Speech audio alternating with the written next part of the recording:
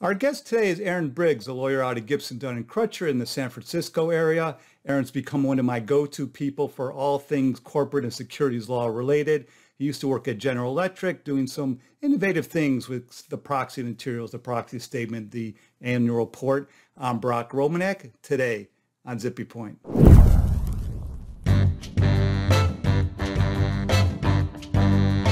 And then let's talk about filling out the rest of the form. What else goes on the cover? And the cover contains a bunch of basic information about the company that's typically required on an SEC form. So, for example, your address of principal executive offices, the agent for the service of process, your SEC filing status.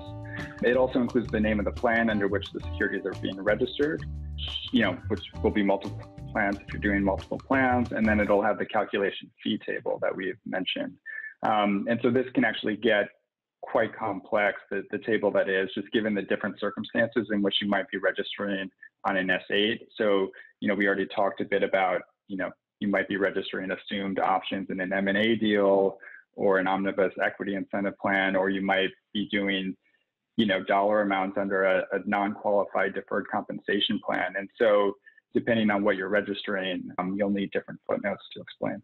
yeah, liberal use of explanations, explanatory notes is a good idea to let the SEC know, and shareholders to the extent they're looking at your S-8, and plaintiffs lawyers who are looking to catch you in issuing more shares than you have authorized. I mean, that's really your biggest audience, perhaps. So what else is part of the S-8? The plan prospectus is unusual. And what about it? Well, so I guess the rest of the S-8, after you get past the cover page, you'll have the standard description of the items that you're incorporating by reference, which will include, among other things, the description of underlying securities, and then your 10K, proxy, and in subsequent 8Ks and Qs that have been filed.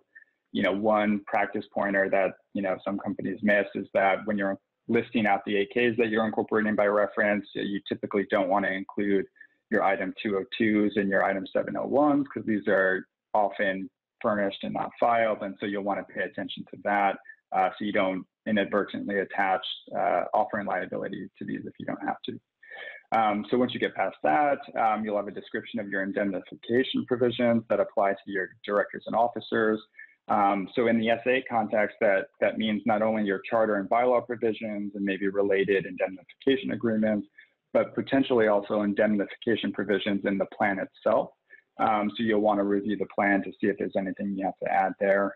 And then after that, you'll get to the typical undertakings that you have in the registration statement. And so for an S-8, this will include, updating the S-8 for any fundamental changes that happen during the course of the offering, as well as removing unsold securities at the end of the offering.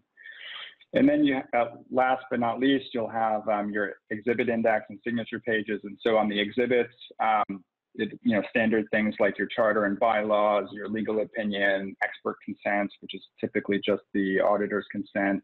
And on that practice pointer, you'll want to coordinate with your outside auditor, well in advance, so everybody's on the same page from a timing perspective to get that in place.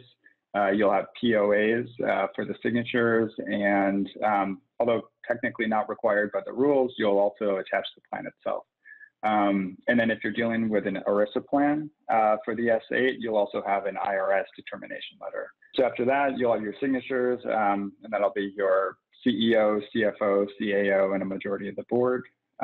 And then I guess one thing to note is if you are registering those esoteric plan interests, then you'll also need a signature by the plan itself, which is typically done by the trustees of the plan. So that's it for the S-8 itself. Brock, you mentioned the prospectus, and yeah, the thing that's different here, unlike other registration statement context, is that the prospectus is not included in the filing.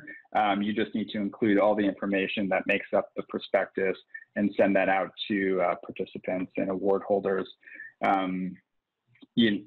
I guess one practice pointer is, when we're working on an S-8 with companies, everybody tends to be very focused on the S-8 and what's going to be filed.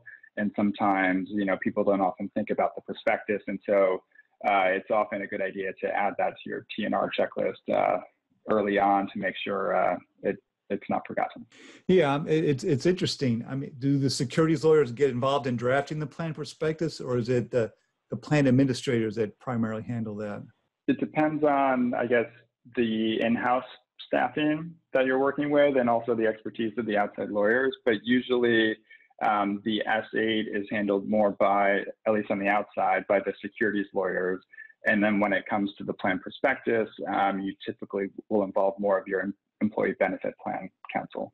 Yeah, because exactly. Yeah. I mean, apart from certain securities, a few securities law requirements for the prospectus, it ends up being largely a summary of the terms of the plan itself. So yeah, explaining things to the plan participants, to your employees, and